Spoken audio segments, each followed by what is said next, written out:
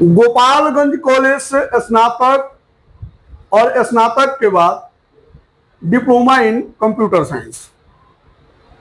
पढ़ाई पूरी करने के बाद से एक मल्टीनेशनल कंपनी में जॉब और फिर राजनीति। बता दें कि इतने साइकिलिंग के बाद ही आज जिला के प्रवक्ता बने हुए हैं, वो भी जनता दल यूनाइटेड के। नीतीश कुमार जी के सच्चे सिपाही हैं और हमेशा लोगों के सुख दुख में काम आते हैं। हमारे साथ फ्रेम में जो शख्स दिख रहे हैं, ये हैं ब्रिज किशोर सिंह जी। जितने आसानी से इनका नाम मैं ले रहा हूं, इतनी आसान शख्सियत नहीं है। सबसे पहले स्वागत करेंगे और फिर इनसे बातचीत करेंगे। सबसे पहले तो बहुत बहुत स्वागत। धन्यवाद, बहुत बहुत धन्यवाद आपका। अच्छा, मल्टीनेशनल कंपनी में जॉब करते हैं, अच्छी खासी पैकेज है, फिर राजनीति क्यों? राजनीति मेरा एक पैशन है और समाज सेवा करने का एक आधार है मेरा कि मैं राजनीति करते हुए समाज सेवा करूं। तो ये शुरू से तो आपका एम्बिशन रहा पैसा कमाना। देखिए, पैसा कमाना जाहिर सी बात है, एम्बिशन हर किसी का होता है, मेरा भी था, अभी भी है। लेकिन उस पैसे से अगर मैं समाज का कुछ भला कर सकूं जी, तो उसके लिए एक आधार चाहिए।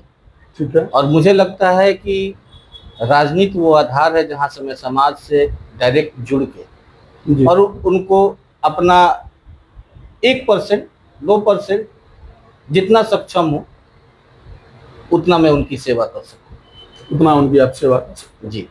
तो सेवा तो आप अपने निजी कोष से भी कर सकते थे, जैसे कि मल्टीनेशनल कंपनी में जॉब है, लाखों की सैलरी आती है, उसमें से आप खर्चा कर सकते थे, लोगों की सेवा कर सकते थे। फिर राजनीति में आने की, देखिए, जहां तक राजनीति में आने की बात है, मैं तो व्यक्तिगत जनता दल यूनाइटेड का सिपाही हूँ। माननीय नीतीश कुमार जो बिहार के यशस्वी मुख्यमंत्री है, मैं उनका सिपाही हूँ। 1970 का दशक था जब मेरे फादर बिहार सरकार में कार्यरत थे पटना में। एक दौर था जब व्यक्तिगत उनका लगाव माननीय नीतीश कुमार जी से था। अच्छा। पटना 1970 में कैसा था वो सब कोई जानता है। उस दौर में माननीय नीतीश कुमार जी और मेरे फादर, एक अच्छा संबंध था, बहुत गहरा नहीं था लेकिन ठीक संबंध था। ठीक संबंध। उसका एक प्रमाण है मेरे पास। मेरे फादर का रिटायरमेंट हुआ था और उनके पेंशन में देरी हुई थी। मेरे पिताजी माननीय नीतीश कुमार जी के पास गए और विद इन 48 आवर्स उनका पेंशन लागू हो गया, जो पिछले लगभग 1 सालों से रुका हुआ था। अच्छा। तो माननीय नीतीश कुमार जी के प्रति मेरा ही नहीं, मेरे परिवार का भी लगाव है और राजनीति में मेरा आने का एक ही मकसद है कि मैं व्यक्तिगत कुछ कर पाऊँ, वो तो मैं कर दूंगा, लेकिन राजनीति में आने के बाद मैं अगर अपने समाज के लिए या किसी भी जो गरीब तबके के लोग हैं, जिनकी उम्मीद है कि नहीं इनके पास जाने से काम हो सकता है मेरा, मैं उनके नजरों में खरा उतर जाऊं या उनका एक काम हो जाए, तो उसके लिए राजनीति बहुत जरूरी है। राजनीति बहुत जरूरी है राजनीति। अभी मुझे याद है कि मेरे एक बहुत ही करीबी मित्र थे और उनका किडनी ट्रांसप्लांट होना था। अच्छा। मेरे पास किसी माध्यम से सूचना आई, क्योंकि मुझे लगता है कि जो आपके साथ रहते हैं वो आपको ठीक से रीड नहीं कर पाते हैं कि आप कुछ कर पाएंगे उनके लिए, या लिहाज में नहीं बोल पाते हैं। तो मुझे याद है कि किसी के माध्यम से मुझे पता लगा कि इनका किडनी ट्रांसप्लांट होना है। मुझे जितना बन पाया मैं उतना किया और धन्यवाद देना चाहता हूं अपने माननीय सांसद डॉक्टर अरविंद कुमार सुमन जी का। अच्छा। जिनके लिखे हुए कागज पर उनका किडनी ट्रांसप्लांट हुआ। किडनी ट्रांसप्लांट तो ये एक केस है जो समाज सेवा की बात कर रहे थे हम लोग, मैं उसी का माध्यम बताता हूँ कि राजनीति जी जी। में आना क्यों जरूरी था। उसके बाद एक और हैं, हमारे गांव के ही हैं, करीबी मित्र हैं, नाम नहीं रखूंगा। उनके वाइफ का बहुत ही क्रिटिकल सिचुएशन था, मौत से जूझ रही थी वो। मुझे याद है कि वो मेरे घर पे आए और मैं ऑन ड्यूटी था। अच्छा। मैं अपना लैपटॉप लिया, गाड़ी में बैठा और माननीय सांसद जी के यहाँ आया था। विदिन 15 मिनट उन्होंने एक पत्र लिखा माननीय मुख्यमंत्री राहत कोष में, जिसमें लगभग राशि 8 लाख रुपए की थी। अच्छा। और पेशेंट वेल्लोर कर्नाटक कुछ ऐसे ही जगह था, वहां पे एडमिट था। और वो 8 लाख की 8 लाख राशि मिली उनको, उनकी वाइफ आज जिंदा है। तो ये है समाज सेवा, और इसी के लिए मैं समाज में आया हूँ। समाज के अंदर मैं लगा रहता हूँ कि मेरे से अगर कुछ भी हो जाए, किसी का एक घर का भला तो हो जाएगा ना, दुआ देगा। और धन्यवाद देना चाहता हूँ अपने माननीय डॉक्टर आलोक कुमार सुमन जी को, एक माध्यम कि समाज का भला हो। अच्छा, बृजकिशोर जी नौकरी भी करते हैं, राजनीति भी करते हैं, कैसे पॉसिबल हो पाता है? देखिए, सुनने में आता है कि 18 घंटे आप देखते हैं। हाँ, ये बात सही है। पार्टी के प्रति निष्ठा होनी चाहिए। अच्छा, तो पार्टी के प्रति निष्ठा है, फिर नौकरी कैसे कर पाते? देखिए, निष्ठा होनी चाहिए। मैं ये नहीं बोल रहा हूँ कि पार्टी के प्रति तो जहाँ जहाँ भी आप काम करें, पार्टी हो, घर हो, परिवार हो, प्रोफेशनल लाइफ हो, पर्सनल लाइफ हो, निष्ठा बहुत जरूरी है। ठीक है। और जिस दिन आपकी निष्ठा खत्म हो जाएगी, आप कहीं सक्सेस नहीं हो। पार्टी के प्रति निष्ठा होनी चाहिए, जहाँ जॉब कर रहे हैं वहाँ निष्ठा होनी चाहिए। अगर जॉब में कोई गलती होगी तो आपका मैनेजर बोलेगा, सीनियर मैनेजर बोलेगा, कल जॉब से निकाल दिया जाएगा। पार्टी में अगर आपकी निष्ठा नहीं है, मान लीजिए आप जिस पार्टी से जुड़े हुए विरोधी दल के साथ मिल जाए जाके, तो पार्टी के प्रति तो निष्ठा नहीं हुई, तो वो पार्टी निकल। यानी कि नौकरी के प्रति भी निष्ठावान है और पार्टी के प्रति भी निष्ठावान। देखिए, मैंने एक चीज मैं अपने ट्रेनिंग में सीखा था। यूएस से कुछ ट्रेनर आए थे, तो उन्होंने बोला था कि tide and time not wait for any person. समय और तूफान किसी का इंतजार नहीं करता। ठीक है। तो इंसान को वैसे ही होना चाहिए कि समय के अनुकूल चलना चाहिए जीवन में। और तूफान कल ही आया था, तूफान किसी का इंतजार किया, कितने घरों को उड़ा दिया। सिंह साहब, एक बात बताइए, ये जो आप राजनीति कर रहे हैं, नौकरी भी कर रहे हैं साथ साथ, एक ऐसा भी समय कभी कभी आता होगा कि सोचते होंगे कि पार्टी छोड़ दिया जाए कि नौकरी छोड़ दिया जाए, उस वक्त आप क्या चुनते हैं? देखिए, मुझे जो लगता है कि लाइफ इज ए स्ट्रगल, जीवन ही संघर्ष है। और इस संघर्ष भरे जीवन में बैलेंस बहुत जरूरी है। ठीक है। वो परिवार हो या बाहर का समाज हो, जब तक आप बैलेंस नहीं करेंगे तब तक आप सक्सेसफुल नहीं है। और इस बैलेंस बनाने के लिए आपका परिवार का होना बहुत जरूरी है कि परिवार आपको पूरा सपोर्ट करे। अच्छा, जैसे आपके पार्टी के नेता हैं माननीय नीतीश कुमार जी, बड़ा सोच समझ के कोई बात करते हैं और बड़ा सोच समझ के किसी मुद्दा पे मुखर होके वो आते हैं। ठीक है। ऐसा ही लग रहा है कि आप अभी वैसे ही सोच रहे हैं और ऐसा ही सोच के बोल भी रहे हैं। ठीक है। ये सब क्या है? मतलब उनको कॉपी करते हैं या फिर ये मतलब शुरू से बचपन से ही जेनेटिक है? नहीं, देखिए, माननीय मुख्यमंत्री नीतीश कुमार जी हमारे पार्टी के सर्वमान्य नेता है, राष्ट्रीय अध्यक्ष हैं जी। 2005 की बातें मुझे याद है। 2005 में जब बिहार उस दौर से गुजर रहा था, फरवरी का टाइम था, चुनाव हुआ था 2005 में, कारणवश सरकार नहीं बन पाई। फिर नवंबर में चुनाव हुआ 2005 में, और चुनाव में हमारी पार्टी के मुख्यमंत्री माननीय नीतीश कुमार जी हुए। वो दौर जब बिहार अपनी बदहाली के दौर से गुजर रहा था, वो दौर जब आपको रास्ते पर चलने से आप डरते थे, हमारे बिहार की महिलाएं घर से बाहर निकलने में डरती थी, कब आपके साथ क्या हो जाएगा ये आपको भी नहीं पता है, लोग नई गाड़ी लेने से डरते थे। वो दौर से बाहर निकालने का अगर काम किया है 2005 में, तो माननीय मुख्यमंत्री नीतीश कुमार जी जब सत्ता पे आए बिहार में, उनका पहला ही विजन था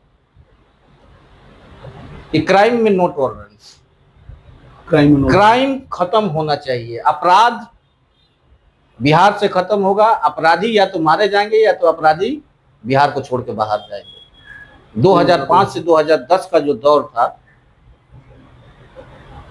आप किसी अपने अभिभावक या हम किसी अभिभावक से पूछिए कि वो दौर 2005 से जो 2010 का बिहार का दौर था, अपराधी या तो अपराध छोड़ दिए या तो अपराधी बिहार छोड़ दिए। अच्छा, ये वो बात बताइए, क्षेत्रीय कई सारी पार्टियां हैं, ठीक है, लाइक एज राष्ट्रीय जनता दल है, या फिर आपके एलजेपी आर है, या फिर हाल फिलहाल में जनसुराज भी है। इन सब पार्टी को भी ज्वाइन आप कर सकते थे, हालांकि आप हमेशा से इंटरनेशनल ही रहे हैं क्योंकि मल्टीनेशनल कंपनी में जॉब भी करते हैं।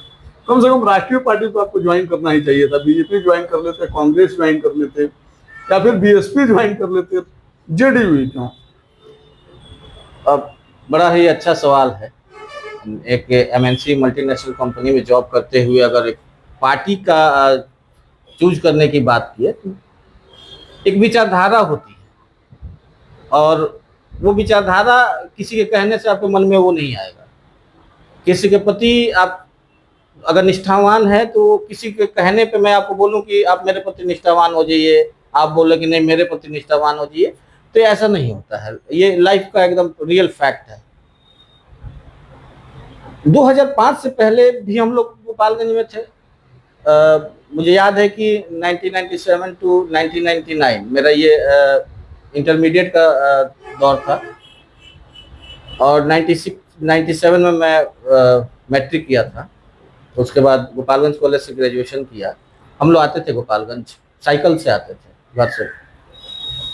उस दौर में साइकिल मेरी सुरक्षित रहे गोपालगंज में, इसका भी डर लगा रहता था। अच्छा, कि मेरी साइकिल भी चोरी हो जाता था। मैं वही बात बोल रहा हूँ कि मेरा साइकिल इंस्टीट्यूट के नीचे लगा हुआ है, मैं 1 घंटे क्लास करके नीचे जाऊंगा, मेरी साइकिल रहेगी या नहीं रहेगी इसकी भी गारंटी नहीं थी। उस दौर से जो बिहार के विश्वकर्मा कहूंगा मैं उनको, उस दौर से अगर बिहार को बाहर निकाला है, बीमारू राज्य से बढ़ता हुआ राज्य अगर बनाया है जो देश के पटल पे आज अग्रिम भूमिका में है, वैसे माननीय मुख्यमंत्री नीतीश कुमार जी के विचारधारा से मैं प्रभावित होकर उनके पार्टी में, और उनका एक छोटा सा सिपाही। अच्छा, पिताजी क्या चाहते थे? ठीक है, क्योंकि हर एक माँ बाप का एक सपना होता है कि हमारा बेटवा ये बनेगा वो बनेगा। पिताजी क्या चाहते थे? आप तो नेता बन गए। देखिए, एक परिवार का एक जिम्मेदार व्यक्ति होने के नाते मेरे फादर का एक विजन था कि मैं कितना भी कमाऊं या मैं जितना भी मेरी अर्निंग, मेरी सैलरी है, मैं इसका मैक्सिमम जो पैसा होना, घर बनाऊं या ना बनाऊं, मेरा मैक्सिमम जो पैसा होना मेरे बच्चों के ऊपर एजुकेशन में खर्चा हो। और मैं 2 भाई और 1 बहन है, तीनों के ऊपर उन्होंने अपना फुली 100% दिया कि मेरे बच्चे पढ़ें। मेरा अगर घर बनेगा, अगर मेरे बच्चे पढ़ लेंगे मेरा घर बन जाएगा।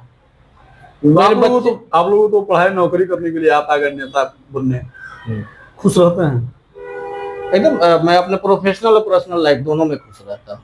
पिताजी खुश रहते हैं? पिताजी आपके चैनल का इंटरव्यू देखेंगे कि मेरा बेटा अगर बैठ के कहीं इंटरव्यू दे रहा है, बाप को इससे ज्यादा खुशी क्या होगी? उनको खुशी होती है, एकदम खुशी होगी कि फैमिली सपोर्ट करता है। एक अच्छे चैनल पे बैठ गए, एक अच्छे पत्रकार के साथ मेरा बेटा बैठा हुआ है। फैमिली सपोर्ट करती है? फैमिली मेरी पूरी सपोर्ट करती है। राजनीति फुल टाइम पूरी सपोर्ट में है कि आप करो राजनीति, कोई उससे दिक्कत नहीं है। ये तो हो गया, मतलब कि परिवार खुश है नहीं खुश है, इस पे आपने अपनी बात बड़ी ही बेबाकी से आपने रखा। जीवन में एक आपकी भी राजनीतिक महत्वाकांक्षा होगी, क्योंकि राजनीति में कोई आदमी आता है तो कुछ ना कुछ महत्वाकांक्षा लेकर आता है। जीवन में विधायक, सांसद, मंत्री वगैरह बनना है कि नहीं बनना है? देखिए, जो राजनीति से जुड़ा हुआ व्यक्ति होता है जी, उसकी महत्वाकांक्षा होती है कि मैं विधायक बन जाऊं, सांसद बन जाऊं, समाज की सेवा करूं। लेकिन वो सब पार्टी के ऊपर निर्भर है। जी, महत्वाकांक्षा हर एक पॉलिटिकल व्यक्ति के अंदर, लेकिन महत्वाकांक्षा अपने अंदर भी है। लेकिन एक अच्छा नेता जी, एक अच्छा जनसेवक बनना बड़ी बात है। हमारे जननायक कर्पूरी ठाकुर जी को देख लीजिए जी, कभी जीवन में कभी चुनाव नहीं लड़े, ठीक है, लेकिन एक बड़े नेता के तौर पे बिहार में उभरे, दुनिया याद करती है। ठीक है, ऐसे बहुत सारे नेता हैं जो कि कभी चुनाव नहीं लड़े, लेकिन राजनीति में उनसे बड़ा व्यक्तित्व हुआ ही नहीं। जयप्रकाश जी को देख लीजिए, जयप्रकाश आंदोलन किसको याद नहीं है बिहार के? तो ऐसे ऐसे लोगों को आप follow ऐसे ऐसे फॉलोअर, वो ऑटोमेटिक आप फॉलोअर उनका बन जाइए, उनके विचारधारा से जुड़ जाइएगा। तो ऐसे नेतागण को देख के, ऐसे महान विभूतियों को देख के प्रेरणा मिलती है और उन्हीं के कदमों पे हम लोग चल रहे हैं। यानी कि बृजकिशोर बाबू का भी मतलब कोई एम्बिशन नहीं है कि मैं विधायक बन जाऊं, सांसद बन जाऊं, ये बन जाऊं, वो बन जाऊं, एक अच्छा नेता बनना चाहते हैं। एक अच्छा नेता के साथ ये भी परहेज नहीं है कि मैं विधायक और सांसद नहीं बनूं। ये टिकट अगर मिलता है, पार्टी मौका देती है तो बनेंगे एकदम। ये हर एक छोटे से कार्यकर्ता से बड़े से कार्यकर्ता की उम्मीद रहती है कि पार्टी एक ना एक दिन मुझे विधायक बना देगी, सांसद बना देगी। लेकिन एक नेता, एक अच्छा नेता बनना है तो बिहार की महान विभूतियां हैं, उनसे आप प्रेरणा लीजिए और एक अच्छे नेता, एक अच्छे जनसेवक की तरह समाज में लगे रहिए, समाज को भला कीजिए। बृजकिशोर सिंह जी जेडीयू में अपना भविष्य कहाँ देखते हैं? एक अच्छा नेता के तौर पे और एक समाज से अच्छे समाज सेवी के तौर पे, जो राजनीति हम लोग कर रहे हैं माननीय मुख्यमंत्री नीतीश कुमार जी के विचारधारा के साथ, उनके पार्टी के एक सच्चे सिपाही के साथ आगे भी करते रहेंगे। और जब तक जीवन है तब तक माननीय नीतीश कुमार जी के साथ हम लोग आगे बढ़ते रहेंगे। बिहार के अगर भविष्य में अगर एक कण के बराबर भी अगर हमारी अगर सहभागिता रही तो मैं अपने आप को धन्य मानूंगा कि मैंने उतना सहयोग किया। अच्छा, जिला में बड़ी वो बात का चर्चा रहता है कि गोपालगंज जिला के जो जेडीयू के जिला अध्यक्ष हैं, विगत कई सालों से हैं, उनसे आपका बड़ा बढ़िया कॉम्बिनेशन रहता है। ये सब मतलब केवल ऑन कैमरा रहता है या फिर ऑफ कैमरा भी बढ़िया उनसे है? आदित्य शंकर शाही जी से देखिए, आदित्य शंकर शाही जी का जहाँ तक मेरे पॉलिटिकल लाइफ में बात अगर उनकी बोलूँ तो वो एक बड़े भाई की तरह भी मुझे मानते हैं, परिवार के सदस्य की तरह भी मानते हैं, ठीक है, अभिभावक की तरह भी मानते हैं, मार्गदर्शक की, मैं उनको मार्गदर्शक की तरह भी मानता हूँ। जहाँ कहीं भी मुझे जरूरत पड़ती है जी, अगर उनसे मुझे अभी हाल ही में मेरी बेटी नवोदय क्रैक की हुई है, ठीक है, अभी 30 जून को उसका फाइनल एडमिशन भी होने वाला है। उसमें उनका बड़ा अहम योगदान है, क्योंकि उनका भी ये है कि ब्रिज बाबू, आपको बच्चों के भविष्य के लिए उसको पढ़ाना जरूरी है। बच्चे पढ़ लेंगे, कामयाब हो जाएंगे। हम अपना जीवन तो व्यतीत कर ही रहे हैं, चल रहा है, लेकिन इसके साथ साथ अपने बच्चों का एजुकेशन, जो शिक्षा ही प्राइमरी उनका उद्देश्य है। वो मेरे ही प्रति नहीं, वो 2001 में निर्विरोध मुखिया भी हुए थे अपनी पंचायत से। वो दौर था जहाँ उनसे निर्विरोध होना ही एक बड़ी बात थी। उस दौर में आदित्य शंकर शाही जी जो जिला अध्यक्ष हैं वो निर्विरोध मुखिया हुए और अभी भी मीन्स उनके ही परिवार से मुखिया है, रिजर्वेशन है शायद। तो वो एक अच्छे मार्गदर्शक के रूप में मेरे जीवन में है, एक अच्छे बड़े भाई के रूप में मेरे जीवन में है। और जहाँ तक पार्टी की बात रही तो पार्टी के प्रति वही बोला था मैंने, निष्ठा। पार्टी के प्रति अगर निष्ठा हो तो जैसा मेरा और उनका संबंध है वैसे किसी का भी संबंध हो सकता है, बस निष्ठा होनी चाहिए किसी का भी संबंध। अच्छा, राजनीति में कोई व्यक्ति आता है तो उसका एक पॉलिटिकल आइकन होता है, एक राजनीतिक गुरु होता है। बृजकिशोर सिंह जी का राजनीतिक गुरु कौन है? माननीय नीतीश कुमार। माननीय नीतीश कुमार जी एकदम क्लियर स्टैंड, एकदम क्लियर स्टैंड है। मेरे जीवन के जो प्रेरणा, जिनसे मैं प्रेरणा लेता हूँ, हम लोग जब पार्टी कार्यालय जाते हैं तो 5 फोटो टंगा होता है, ठीक है, बस वहीं से आपको प्रेरणा मिल जाएगी कि आपको अपने जीवन में कहाँ जाना है। नीतीश कुमार जी में ऐसा क्या है जो अन्य नेताओं में नहीं है? आखिर क्यों है नीतीश कुमार आपके पॉलिटिकल गुरु? नीतीश कुमार जी भगीरथ की कहानी जानते हैं, उन्होंने गंगा माँ को लाया था और ये बिहार के भगीरथ है जिन्होंने उल्टी गंगा बहा दी। जहाँ गंगा जी का पानी नहीं जाना चाहिए वहां भी गंगा का पानी पहुंच गया। बिहार के विश्वकर्मा है, आज देखेंगे तो आज गरीब के बच्चे 5 रुपए में पॉलिटेक्निक में पढ़ रहे हैं, और 2005 से पहले मुझे याद है कि 4.5 रुपए में चरवाहा विद्यालय में नामांकन होता था। तो 4.5 रुपया उस दौर का, आज के दौर का 5 रुपया, और 5 रुपए में आप एजुकेशन कौन सा ले रहे हैं? पॉलिटेक्निक का। सबसे बड़ी बात है कि बिहार के विजन में, बिहार के जब इतिहास लिखा जाएगा आज से 10 बरस, 15 बरस, 20 बरस बाद, तो जहां हमारे जननायक कर्पूरी ठाकुर, महात्मा गांधी जी, लोकनायक जयप्रकाश के नामों की चर्चा होती है और होगी भी, वहाँ एक हमारे माननीय नीतीश कुमार जी का भी चर्चा होगा कि बिहार के विश्वकर्मा के रूप में जो बीमारू राज से बढ़ता हुआ राज बनाया अपने दौर में, माननीय नीतीश कुमार जी की चर्चा होगी।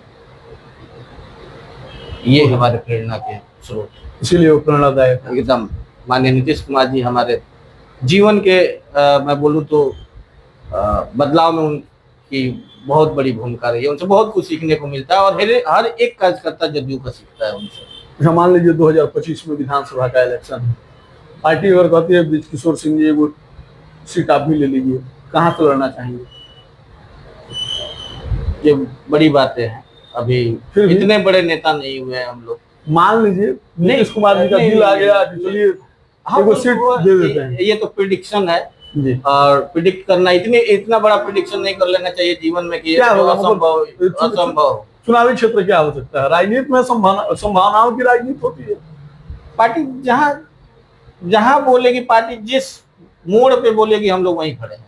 कार्यकर्ता है ना, कार्यकर्ता जहाँ अर्श पे रहेगा तब भी कार्यकर्ता है जी, और कार्यकर्ता अर्श पे रहेगा तब भी कार्यकर्ता ही है। यानी जहाँ से मौका मिलेगा मार देंगे बाजी। मैं बोला तो, कार्यकर्ता को पार्टी के सर्वमान्य नेता जहां उठा के बैठा दे। जमीन पे बैठने का आदेश होगा जमीन पे बैठेंगे, चेयर पे बैठने का आदेश होगा चेयर पे बैठेंगे। ये नेता वाला बात है, ये नेता वाली बात नहीं है, हाँ, एकदम फैक्ट यही है। एक सच्चे कार्यकर्ता की दिल की बात मैं बता रहा हूँ। आपको बता दें कि हमारे साथ ब्रिज किशोर सिंह जी थे, जो कि जेडीयू के जिला प्रवक्ता हैं। पूर्व में आपको बता दें कि जिला के मीडिया प्रभारी भी रह चुके हैं जेडीयू के। साथ ही साथ इनका बहुत बड़ा भविष्य है, और करीब करीब इनकी जो राजनीतिक करियर है, सक्रिय राजनीति की अगर बात करें तो सन 2002 से सक्रिय राजनीति में 2025 हो गया। 23 सालों से सक्रिय राजनीति में है, और भी जेडीयू के साथ, जनता दल यूनाइटेड के साथ। इनके साथ तमाम वार्तालाप पे आपको क्या कहना है कमेंट सेक्शन में लिखिएगा। अगली बार अगर इनसे मिलेंगे तो इनसे कुछ कड़वे सवाल भी होंगे। फिलहाल ये तो एक हल्का फुल्का बायोग्राफी था। क्या कहना है आपका कमेंट सेक्शन में लिखिएगा। अगली बार अगर ब्रिज किशोर जी से जुड़ी अगर कोई भी सवाल आपके ध्यान में चल रहा होगा, लिखिएगा। अगली बार मिलेंगे तो जरूर पूछेंगे। मिलते हैं, धन्यवाद।